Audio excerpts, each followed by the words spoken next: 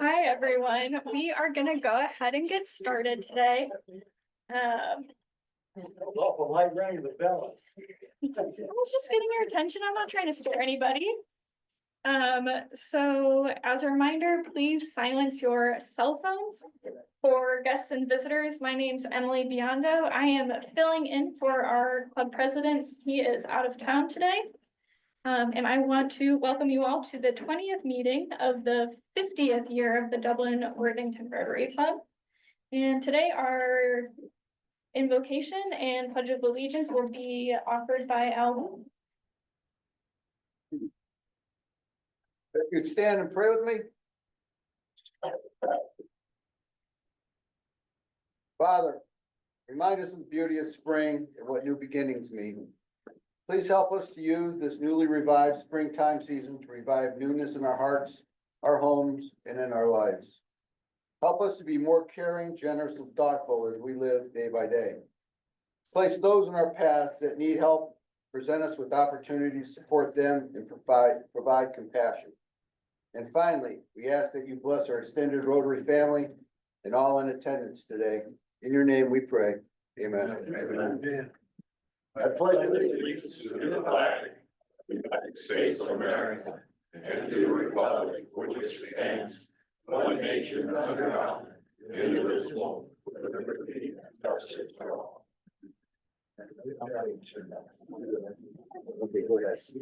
And we will also introduce visitors and guests.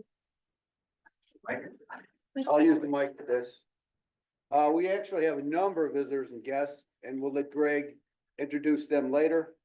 For all the students at the four-way test, their parents and chaperones. But we do have one potential new member who's visiting us today. And that's gonna be Stu Anderson over here at the right front table. So if everybody want to give Stu a round of applause.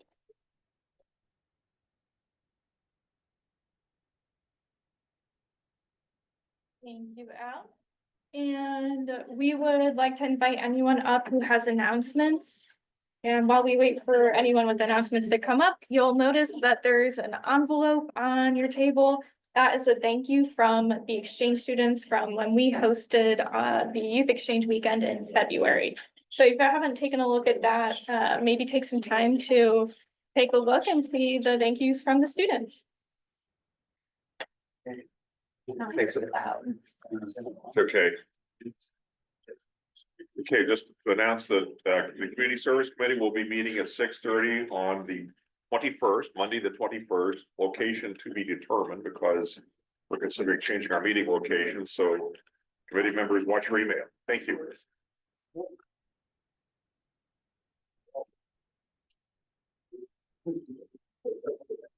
Emily, just wanted a quick report. I'll give a more depth and report in a couple weeks, but with our night at Teresa's, we have about 90 attendees coming, and we sold all of the horses. So we're gonna have a fun night. Again, that's on April 23rd. I can't wait to see everybody, and good luck, and I hope you win a lot of money.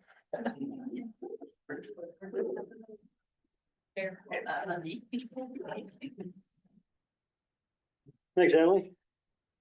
Okay, it's time again for our Dublin-Worthington Rotary Molten Memorial Golf Outing this year. This year we moved the event to try to get a date when it's more accessible to people. Plus, the golf club won't give us any senior discount on Friday, so it's moved to Monday, May 12th at the same location, Glen Ross Golf Club. And I'll put it online if anybody wants to call me, text me, and next week I'll bring a sign-up sheet with me. Look forward to seeing you guys there and gals. Thanks. It's my birthday. He's got it. It's time to plant trees. And so there's a sheet on your table to sign up. We could use a couple more. There's none of yours, Win. That's on purpose because you've already signed up. That table has signed up. So we don't need to sign up again, but we could use a couple more. We do it on Arbor Day, be the 25th, I believe. What did I say, 9:30 in the morning should be on the sheet. And, come out. The holes will already be dug. You just have to do a little bit of, mulching and, drop those trees right in there. So, you can see the federal government's cutting back, but, we aren't. What's the date? Friday the 25th. Friday the 25th. How many trees? 3. That finishes that part of our park, if you've been over there, which should finish it off pretty well. Appreciate your help. Thank you very much. Don't go too far. We will have Jerry as our sergeant today as well.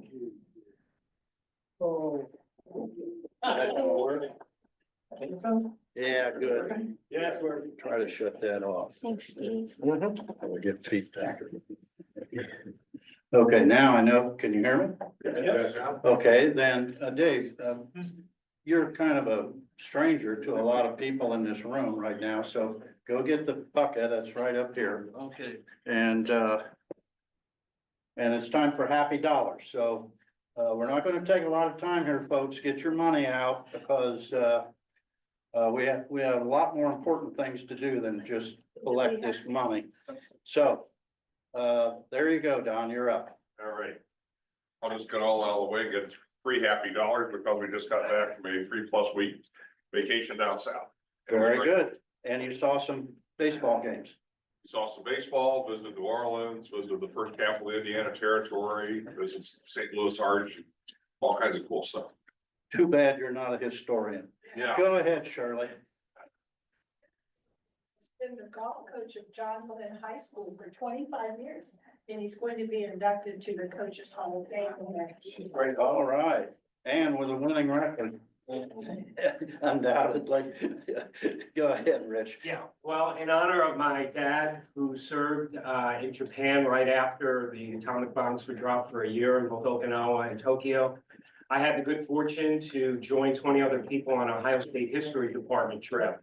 Well, That was a World War II Pacific tour. We started in Honolulu for obvious reasons, went to Guam, Saipan, Tinian, Manila, other places in the Philippines, Okinawa, Hiroshima, and then Tokyo. And I was also able to see Osaka and Kyoto on my own. So it was a great honor, and I really did it again and for my dad. And so I'm really happy I did that. Thank you. Very good. Very good. And how many languages? Was there a history professor? Get 2 of them, Peter Hahn and Peter Mansour, and they were all fabulous. They did a wonderful job. They're great professors and really fine people. It was wonderful. I felt like a student the whole trip. You know, it was well done. Thank you. Very good. Thank you. Sometime in the next 4 months, you can be our speaker. Go ahead, Win. Yeah, I'm happy for Michigan State taking up to the Sweet 16. That's where I thought they'd go. Next year, we might go all the way. Yeah, maybe, but I doubt it. Okay. Well, I'm happy this week we have one of the first all-electric mowing crews in the city. So we're starting to go green, and it's just a wave of the future. Now, all our mowers, all our trimmers, blowers, everything is all electric now, so. Very good. Very good. Any other happy dollars? Okay. Oh, yes, Roger. Oh, my golly, Nez, I recognize you. You're Roger Johnson. As you all know, my grandson's a senior at the Naval Academy. He runs cross country and track. And every year they play Army. Luke has won all 4 years against Army. Army's never won. yeah, So go Navy. yeah. And I'm gonna- Well, and that makes us remember Alan Zink. Okay, Hey, I put $5 in, just wanted to say it's so good to be back again, you know, we went down in December and on April 18th, I'll be going back to get my wife and dog and we'll bring them back, so I should be back for the summer. It was a great winter in Veracruz and we've been able to develop and deepen relationships with several Rotary clubs. we were so appreciative this year of the fact that Dave and his wife Debbie came down and spent 10 days with us. We're hopeful that several of you will join us next year to help us develop those relationships there. Very good. Yes, Charlie. I'm very unhappy that egg prices are high, gas is high, and my IRA is not down. But there were a lot of years when I missed a lot of meetings, and I'm glad that I'm healthy enough to be here regularly now. Yeah. So are we. So are we. All right, there's no more happy dollars. How many of you have seen the latest spotlight paper for Worthington? You haven't?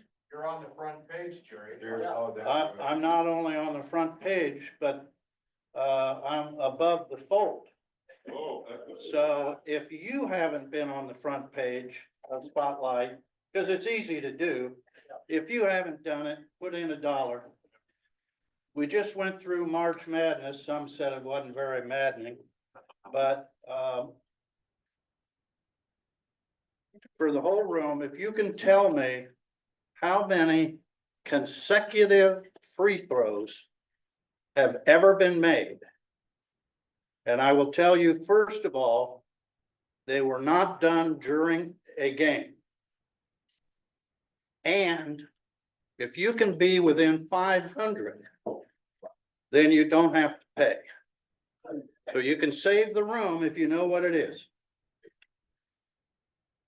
Where's Ken Perry? How many? Said where's Ken Perry? Yeah, when you need him. Okay, get your dollars out. 5,221 done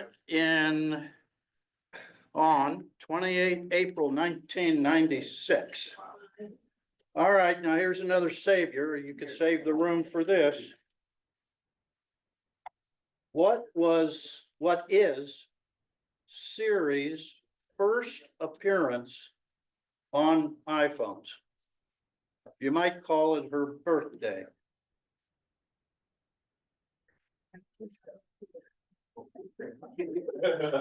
Go ahead. 2004? Not quite. The date was 10/4/2011. Thank you very much. Put in your bucks. No joke today. Oh, this is. You want to for not seeing him? Good afternoon, everyone. Today we have our Rotary four-way test speech contest, and we have Heather Sorensen from Dublin Sciota High School and her students. And looking forward to three speeches that we're going to hear here shortly, but I'd like to introduce Heather, and she's going to further share.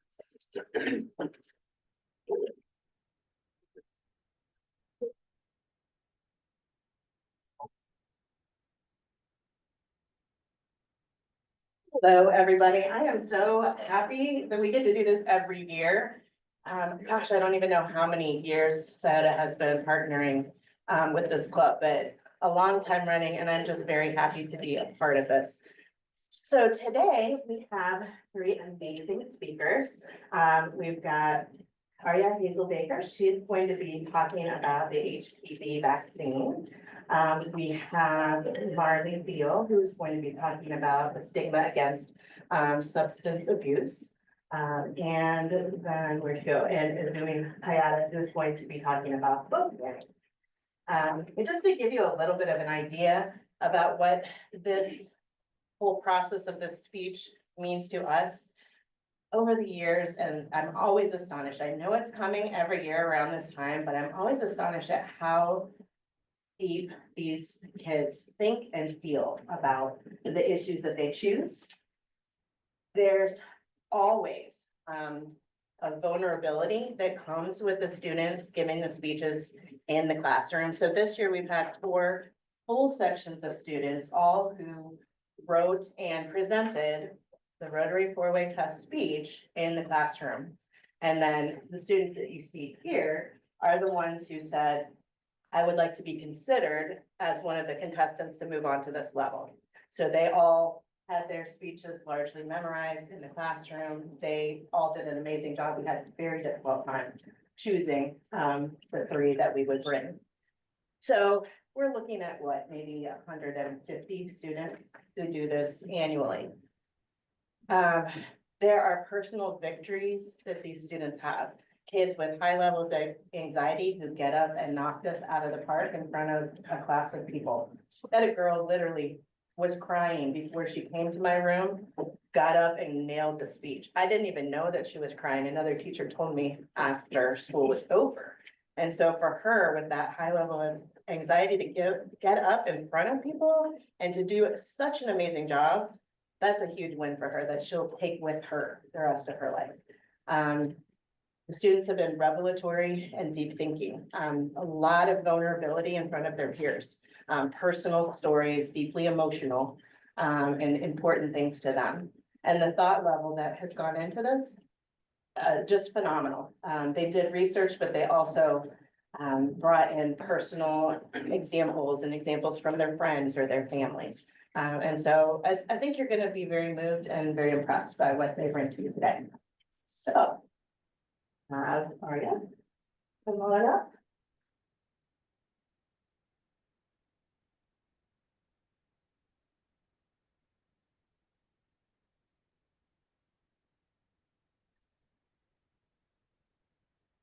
Is the cause of over 90% of cervical cancer, one of the most deadly cancers there is. It is also one of the most preventable. We have had an HPV vaccine since the 1990s that could be saving thousands of lives. However, as of October 2024, about 77% of teens had received at least 1 dose of the HPV vaccine, while only 61% had completed the vaccination series. Why is that? The Rotary 4-way test can be applied very easily to teen HPV vaccination. It is true that the vaccine can help teens and that more of us should be vaccinated. The disease is not fair to all concerned, and the vaccine will build goodwill and better relationships between parents and children by increasing trust between them. It will certainly be beneficial to all by preventing many unnecessary deaths and eventually leading to herd immunity. Is it true that 93% of cervical cancer could be prevented through appropriate screening and HPV vaccination? Yes.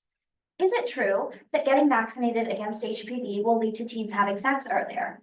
No, but this is a common misconception that is leading many parents not to allow their children to get vaccinated. In fact, from 2012 to 2018, the percentage of doctors recommending the vaccine increased from 27% to 49%. At the same time, the percentage of reluctant parents increased from 50% to 64%.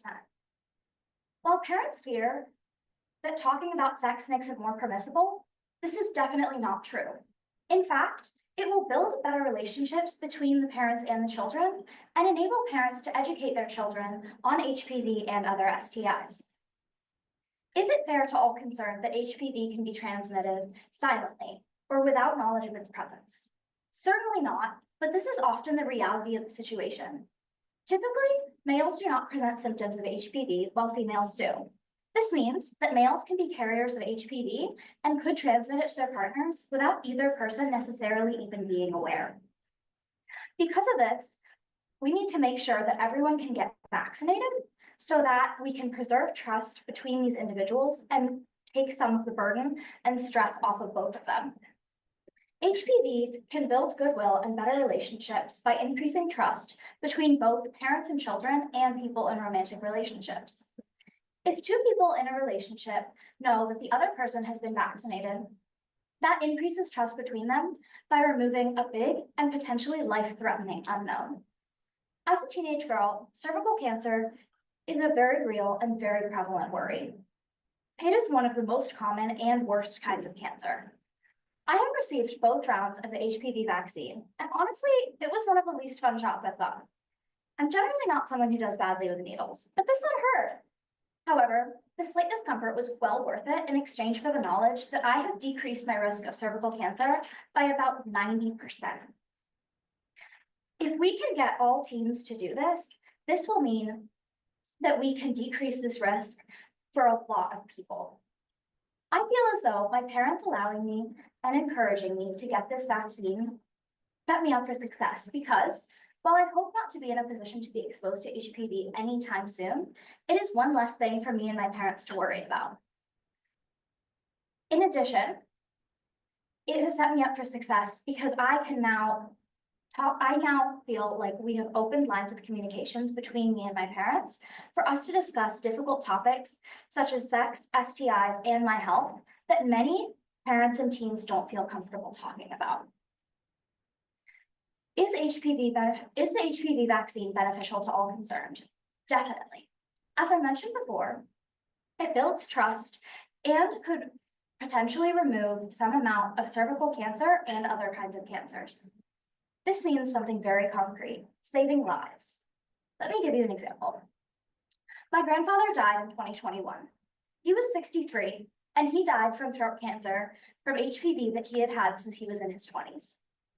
When he was young, the HPV vaccine did not yet exist, and he was one of few cases of men who had HPV getting cancer because of it. There is no cure for this kind of cancer, but there is one very simple method of prevention: vaccination. I lost one of my favorite people to cancer when I was only 11. My sister was only 4 when he died. She grew up without a grandfather to take her fishing and read her stories. My brother was 9. He lost a role model, one of the only people who said no to him. We all lost his stories and the adventures he would take us on, pretending that there was an alligator in his backyard and taking walks with his dogs every morning. This kind of loss is not unique to my family. 1 woman every 2 minutes dies of cervical cancer. However, many parents still fear getting their children this vaccine because they fear side effects and do not understand the potential impact on their lives. However, as a parent, wouldn't you want to ensure your child's safety to the best of your abilities? Wouldn't you want to do everything in your power to protect them? Would you rather that they fell prey to the same long and terrible fight that my grandfather fought, one that nearly always ends in tragedy? According to the CDC, 92% of cancers associated with HPV could be prevented. About 93% of cancers associated with HPV could be prevented through vaccination, including cancers of the mouth and throat and cervix. In addition, over 90% of sexually active men and 80% of sexually active women will be infected with HPV at least once in their life. This means that getting vaccinated would have a very big impact on teens' lives sooner rather than later. If everyone gets vaccinated as teenagers, we can work towards eliminating some amount of cervical cancer and making sure that stories like my grandfather's are rare. The Rotary 4-way test proves the truth that HPV vaccination is fair to all concerned, builds goodwill and better relationships, and is beneficial to all concerned. Getting this vaccine is imperative to building future generations of strong and cancer-free adults who can live their full lives with their family without this time being cut short by an entirely preventable cause. Thank you.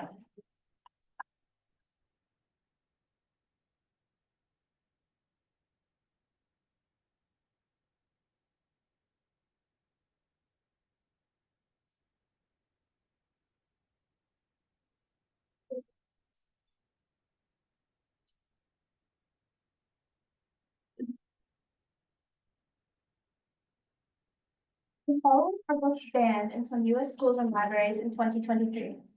The Hate You Give, for anti-police and racial themes. Percy Jackson, for religious themes. Fahrenheit 451, themes of corrupt government and book burning.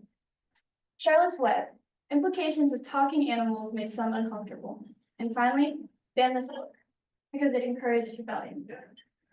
This list goes on for over 10,000 titles, banned across 33 states in 1 year.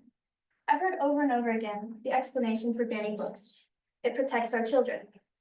The racial themes, LGBTQ themes, anti-government themes, and other controversial topics are supposedly too mature or alienating for our children. But books aren't being banned for logical reasons, like the Rotary test I'm about to apply, but to advance personal, partisan beliefs. First, is it the truth that children need to be protected from these themes? Let's take the example of an impressionable little girl. She's bright-eyed, innocent, and thanks to some good education, able to read and comprehend things some adults don't want her reading and comprehending. This was me as a kid. I used to read 2 to 3 hours a day, and when scanning through the first few pages of the list of books banned in Florida alone, I found 36 titles I've read, most of them before I hit my teens. I'm glad I read those books. I'm glad I read Save Me a Seat and learned the importance of cultural identity right around the time I realized people care where I'm from. I'm glad I learned about sex through books, ones my parents approved, and never had to discover sex through pornography or through nasty comments, because most kids don't get that luxury. I'm glad I read Matilda and The Hate You Give and learned how I can fight for change. And I'm glad I read 1985 and On the Come Up and learned about government and social reform. These books gave me insight into what a good government and a bad one looks like and how I can work towards change. Yes, some of these books did deal with heavy topics, but I was dealing with heavy topics in my own life, and I was ready to understand them. I grew as I read, and it is thanks to banned books that I can recognize the danger of banning books and write this essay now. In Ohio, trans teens are the most likely to be bullied and commit suicide among their peers. And a school district here has decided to take action, not by educating children on acceptance, but by banning 3 books on transgender teens. The truth is, children don't need to be protected from these topics. They need to be educated. Deep conversations produce deep thinkers. Next, is it fair to ban books? Only when the books are in danger of harming children, and Supreme Court Justice William J. Brennan said in a landmark case on book banning that school boards may not remove books from school library shelves simply because they dislike the ideas contained in those books. If a book is inappropriate or it contains misinformation, then its place in the classroom should be questioned.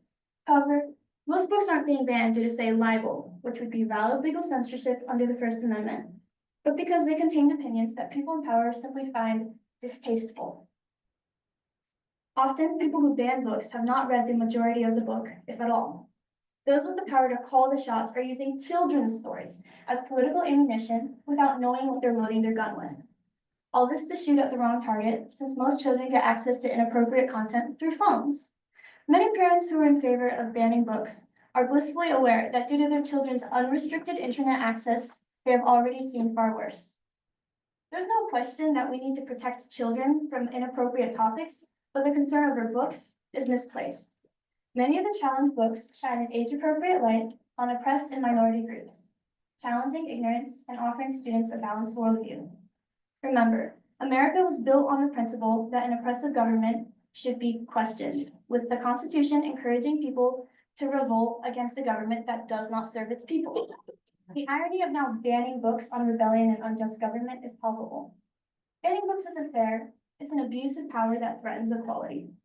Next, will banning books build goodwill and better friendships? No, but reading does. Libraries are federally funded because people, teens like myself included, find the library to be a safe space. People who read more often report greater levels of happiness, and reading builds empathy in children, which would certainly build better friendships. Reading I Know Why the Caged Bird Sings and Night by Elie Wiesel helped me to understand perspectives I could have never known. Reading also directly builds community through book clubs and simple discussion. As a kid, I often found myself talking about Peanuts, the comic. It was the one thing I knew inside and out in my way of making friends. Reading creates a content community. But according to the US Census, the proportion of adults who read a single book in the last year has dropped from the majority, 54.6% to 48.5% in the last 2 decades, with a similar drop being reported among children. As it has been proven that reading is beneficial to a kinder society, this trend is concerning to the nation's well-being. Banning books will worsen this trend.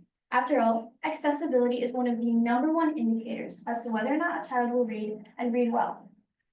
According to the National Literacy Trust, a child who has access to books is 6 times more likely to read above the level expected for their age than a child who does not have access to books. Banning books will worsen this trend. Banning books makes the very books many kids love inaccessible. What will happen to a nation already losing the art of reading when we take away beloved books from children? And finally, is banning books beneficial to all concerned? Banning books affects everyone, even if that book has not been banned in our school yet. Whenever another book is erased, the implications can be heard clearly throughout the nation. Our children are only free to read books that have been deemed palatable, easy to digest, without any topics that might be hard to swallow like racism or inequity. I'll keep this point short. Banning books is beneficial to those who don't want you reading about uncomfortable topics or those who don't want to acknowledge problems in the community. I root the same people who will benefit from the silent, complicit generation of readers. Everyone else will suffer. Censorship is a sign that society is uncomfortable with itself, said Supreme Court Justice Potter Stewart, and our current society is squirming. We are in a world of increasing political and social division, and as controversial topics become central to the daily news, more of us will choose to turn our heads the other way to avoid the heat of the conflict. The frightening decrease in media literacy and reading, coupled with the banning of controversial books, means many will shy away from honest discussion. The best kind of change comes from well-educated, well-read people. I hope the change makers of our world have had access to all of the tools and books needed to truly understand and empathize with all perspectives, especially the ones that make some people uncomfortable. I hope they're able to choose the books they read. Thank you very much.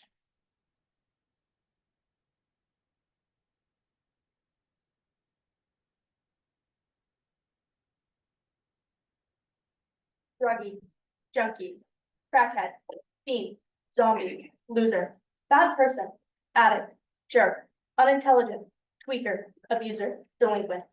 These are all words students at my high school use to describe someone who uses substances. You asked me to describe someone who uses substances. I would talk about my older brother. This type of name calling happens in schools all across the country, and this is the reality for me and 1.4 million other adolescents who have lost a family member to drug overdoses. The truth is, people with substance use disorders are just like you and me.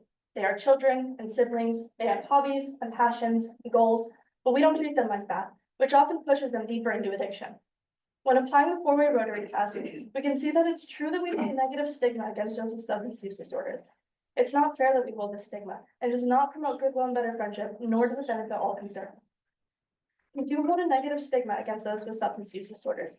Substance use disorders, or SUDs, are complex disorders in which there is an uncontrolled use of a certain substance despite harmful consequences. People with SUDs have an intense focus on using a certain substance to the point where their ability to function in day-to-day life becomes impaired. SUDs are a mental health condition, in the same way anxiety, depression, or PTSD is. However, we don't always treat these disorders equally. A group of researchers who were interested in the stigma around SUDs found that participants believed that individuals with drug addiction were 75% more dangerous and 78% more unpredictable than individuals with severe depression, panic attacks, dementia, or eating disorders. In the same experiment, the scientists found that when comparing cocaine dependence to schizophrenia, major depression, or alcohol dependence, more than 70% of respondents viewed individuals with drug addictions as not very or not at all able to make treatment decisions. Clearly, there's a distinct difference in how we view those with substance use disorders compared to other mental illnesses. When he was just 16, my older brother Forrest developed an opioid addiction that would complicate the rest of his life before he passed away in 2021 at the age of 23. Forrest was not a dangerous person. He loved to skateboard. His favorite book was The Catcher in the Rye. He attended rehab a multitude of times. He wanted to receive treatment and get clean. That is what I wanted people to know about Forrest. Instead, people made assumptions about him, about how he died. They didn't take the time to educate themselves about SUDs or the real people behind the disorders. Instead, they told me my brother was a junkie. That is the truth.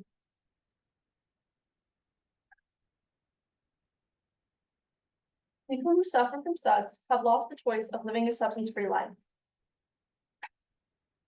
The dependence on substances creates an illness that, if unchecked, can ruin someone's life.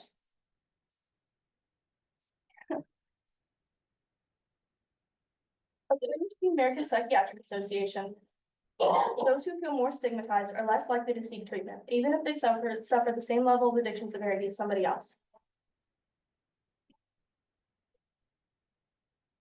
Oh.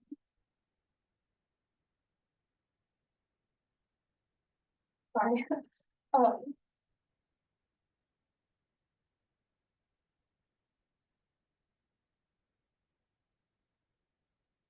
Those who suffer from SUDs have lost the choice of living a substance-free life. According to the American Psychiatric Association, those who feel more stigmatized are less likely to seek treatment, even if they suffer the same level of addiction severity as somebody else. This dependence on substances can cause an illness that, if left unchecked, can ruin someone's life. People with SUDS are not less deserving of treatment, and it's unfair that they feel pushed away from it because of stigma. I attend the same high school as my brother did. I walk the same halls as he did. I have the same teachers. It's the same environment I live in that forced my brother deeper into his addiction. According to the National Institute of Health,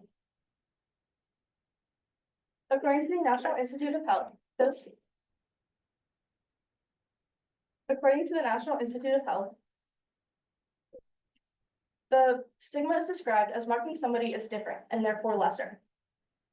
Stigma often develops due to a severe lack of education, but also due to fear. By believing those who suffer from SUDS are dangerous, unintelligent, or lazy, we're perpetuating an idea that shames people with SUDS and pushes them deeper into their addiction.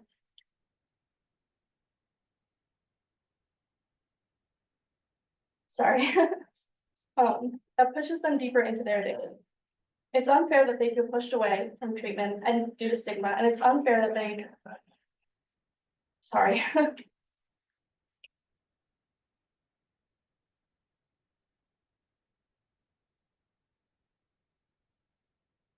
According to the National Institute of Health, stigma is described as marking somebody as different and therefore lesser.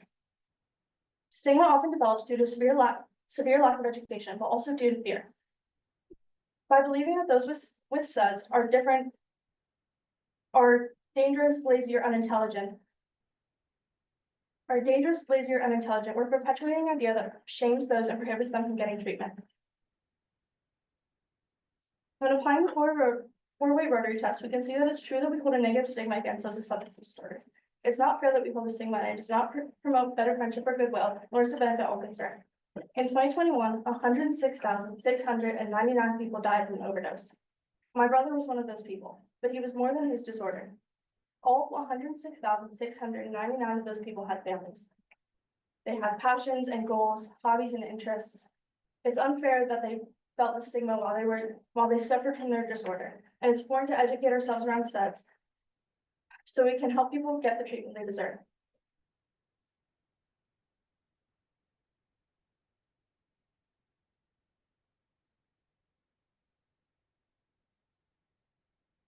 Well, everybody, please take out your phones and make sure that they're off, so we make it fair for all contestants. Well, we're gonna, thanks again. We're gonna take a short break, let the judges do their thing, and I think in the meantime, maybe do the raffle. Is that right, Paul? And yeah, as Heather mentioned earlier, at least I have been participating in this for 22 years with Double Center. And that goes back with Mary Eicher previously. And then we've also had a few that have, more than a few that have participated in the district competition, and also a couple winners and a couple second and third place potentially. So this has been a great event, and hopefully looking forward to many more. In the raffle, there's $56. Okay. Big deal.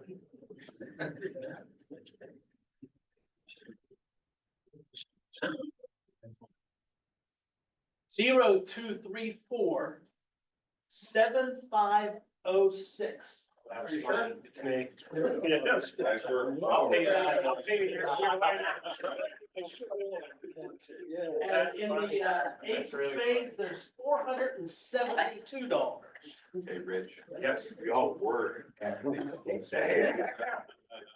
I'm coming with you. Don't worry. I'll go back and I lose it. Here's how you get it coming back. I'm $472.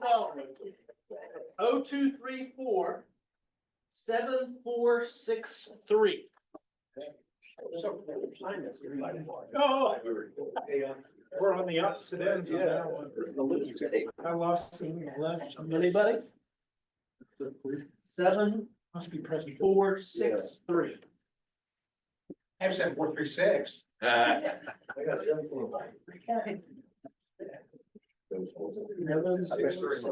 You can't breathe, you can't win.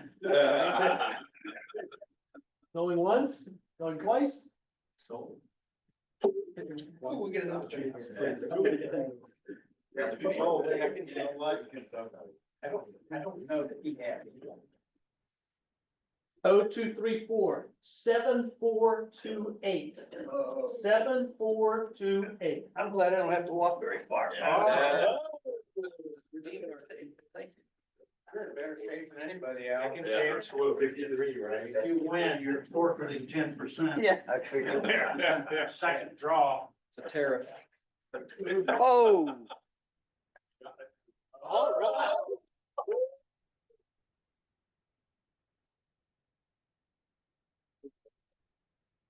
There goes 10% right up.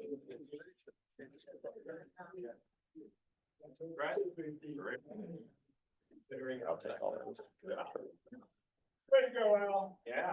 Are you gonna? You knew you had it from the beginning. What? You can throw them away. No. Well, yeah, probably. We need to- Yeah.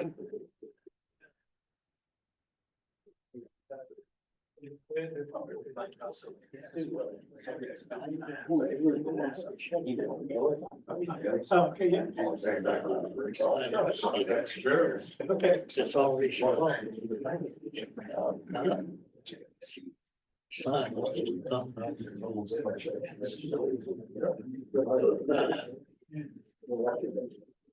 Good, good. Yeah, we just. I'm willing Heather, Yeah, started there. maybe it's a good time for you to introduce all the kids and the parents and everybody who came to support them. Right, I'll do my best. I don't have all of these students in my classes. so Well, I'll tell you I what, might have to pass off the mic to them. yes, maybe that's the easier way to do it. That won't be. Sure. Go ahead. Okay, and guys, you get the mic, maybe you could stand up and, introduce yourself and say what your speech was about. So that, everybody can hear that spread of different kinds of topics that kids are interested in. This was Marley, and you heard her speech, so I will ask the people who haven't heard from her. Hi, my name is Arbor Bahia, and my speech was on how LGBTQ plus youth are more likely to commit suicide and be depressed, and how accepting them would simply help us with that problem. My name is Doria Lima. My speech was on sex education and encourage the paradigm shift towards comprehensive sex ed as opposed to abstinence only sex ed. My name's Will Davis. My speech was on disinformation and anti-intellectualism in America and just like how rampant it was.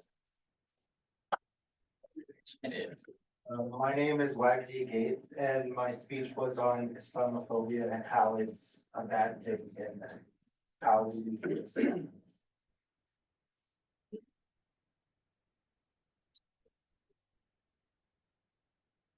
My name is Ashley Taylor, and my speech was about intergenerational conflict and the effects that parenting practices have across generations.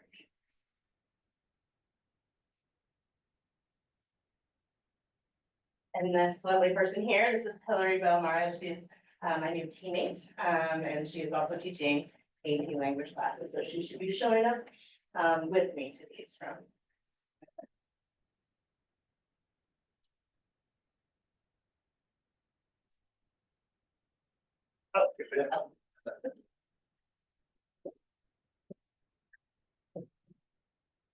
Thank you.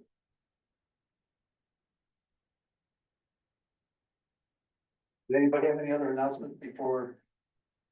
We'll just wait for the results. Tell us a story, Al. I have no stories. Let me tell you about how I picked this ace of spades. What are you gonna do with all that money? I think we'll give some to the foundation. I know Al's always hitting us up, so we'll give some to the foundation.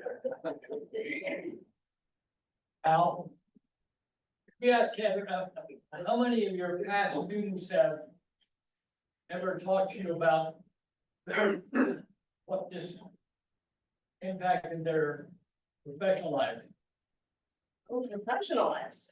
or personal life going forward? Well, I can tell you two stories. Can you guys hear me? I got teacher voice. Okay. So two stories from some of my students this year that I characterize this in terms of personal growth and maturity.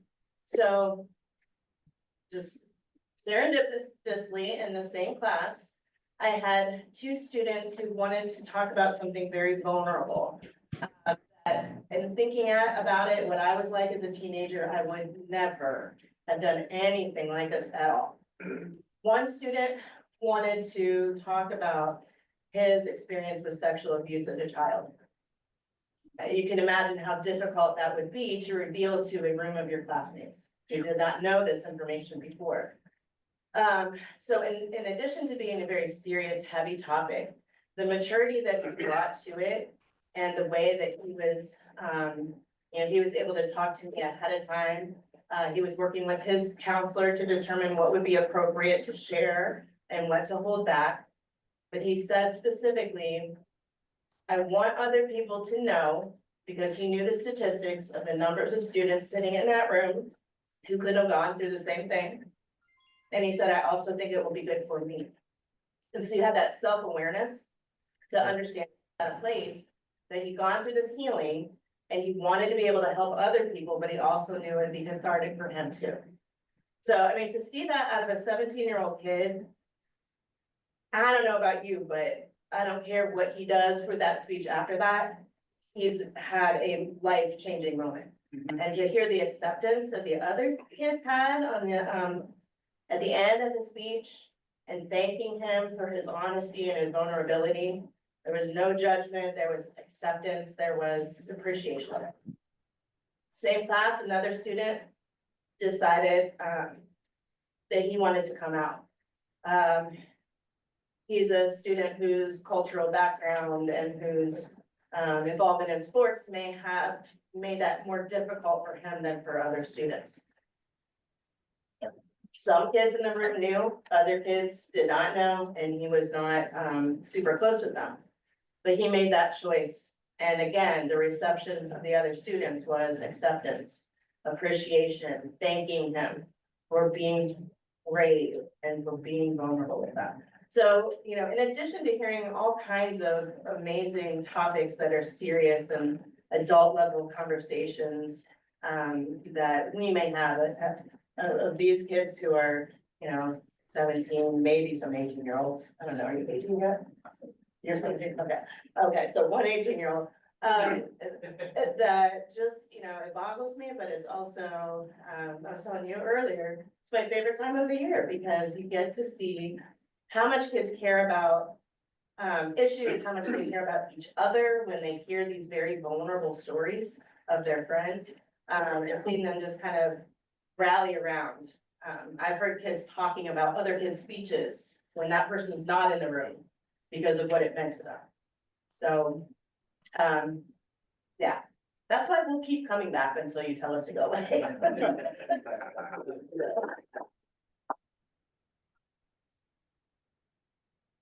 Does anybody have any questions for the kids? That was a perfect time to ask. Go ahead, Darrell. Just a little known fact, well, last year winner for the contest was from Scion. They also was our scholarship winner, and they also won the third place in the district. For their speech. So they did this. That was sweet. I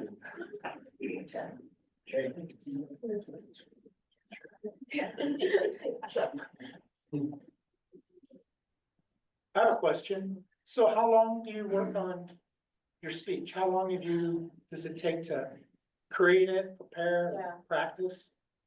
Yeah, it's about a month. So, and most of it they do outside of class. Maybe 4 days of research time for them to use their databases and library resources. They write the drafts and what we did in class was, workshopping and peer editing. They're practicing another form of writing called a synthesis essay, where they also have to bring in source material from a lot of different locations and kind of mesh them together to support their own argument. So it actually dovetails really nicely with what our class is already doing, to prepare them for the AP exam, which is another reason that I like doing it so much, but yeah, that one. Great. So I think that was the most deliberation that we've had in 22 years. So that really talks to the powerfulness of the speeches and the content. So as you come up, third place by just a narrow margin, would like to thank Marley for her speech and providing with it.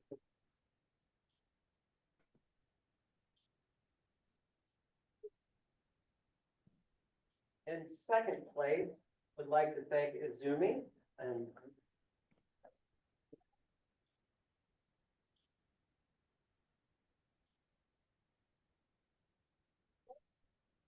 hopefully will represent us well at the district conference coming up in a couple weeks. We'd like to thank Aria.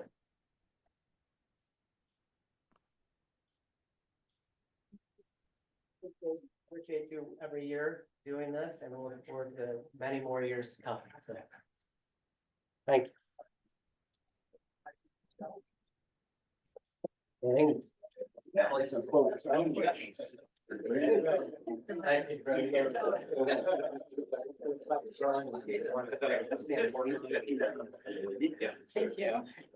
It's tough being president for a day. I don't know, it's a lot of work, guys. Okay, so we've already done the raffle, so that is out of the way. So the next thing is going to be our four-way test to wrap up our meeting today. So we'll all stand. Is it the truth? Is it fair? Will it go? Will it be better? All right, that adjourns our meeting. Thank you.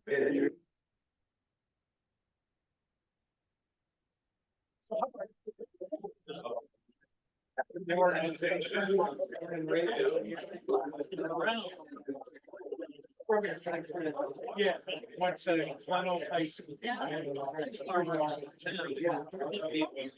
So my, I am.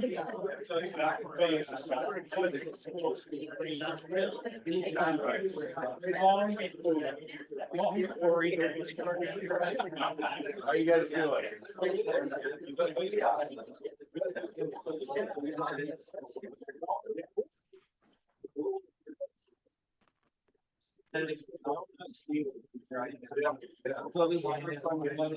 Okay. You were correct. The last thing I had to do was take yeah, Mark.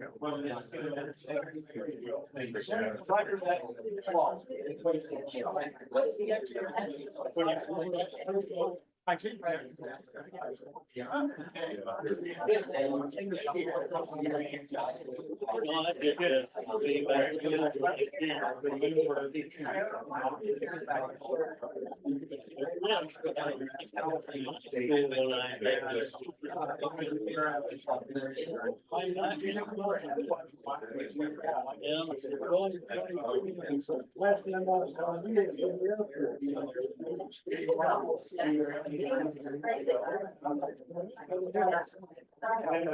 Yeah, so I. And my wife. Then it. That's where she started.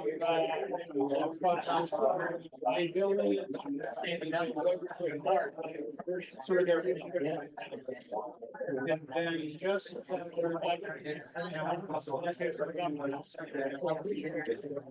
We decided we're gonna move now.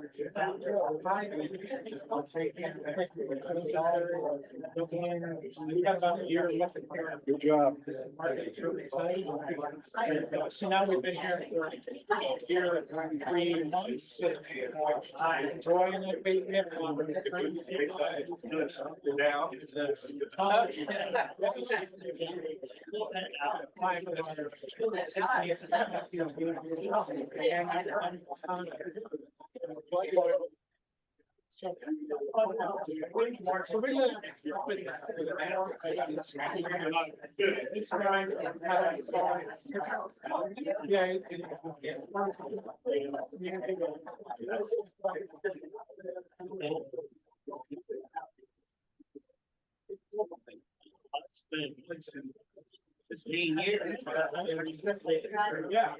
Yeah. I have.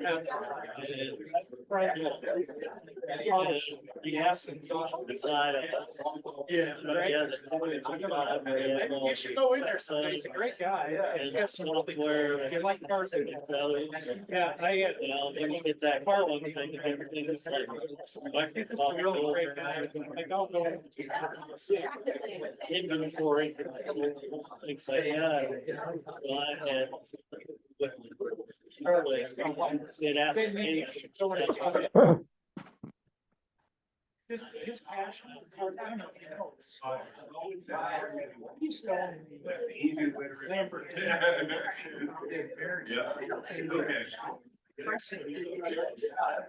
Yeah, so. Yeah, he's just a really great guy.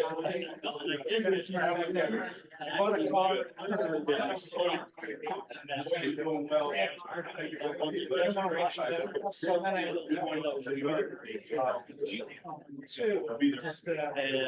One of the really great stories.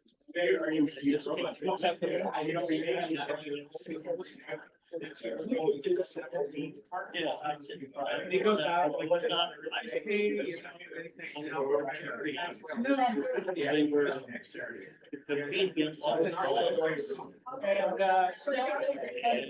so he goes through.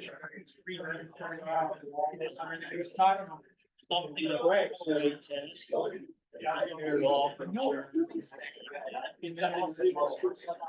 Great. Wait. You're. Yeah. And he bought that car. So Eric.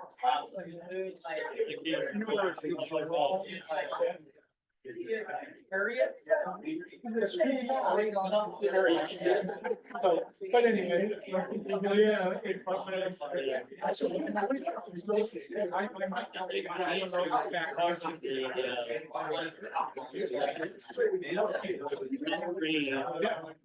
So you do all of the number.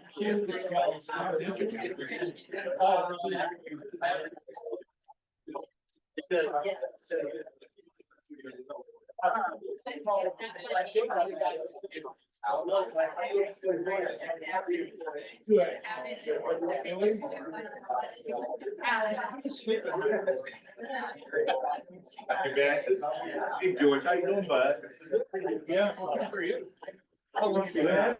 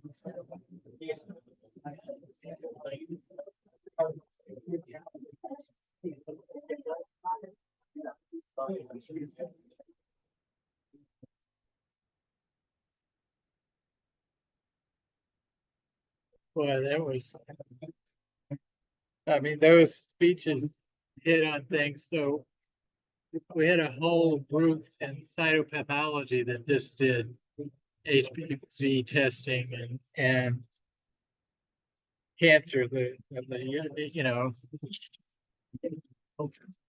and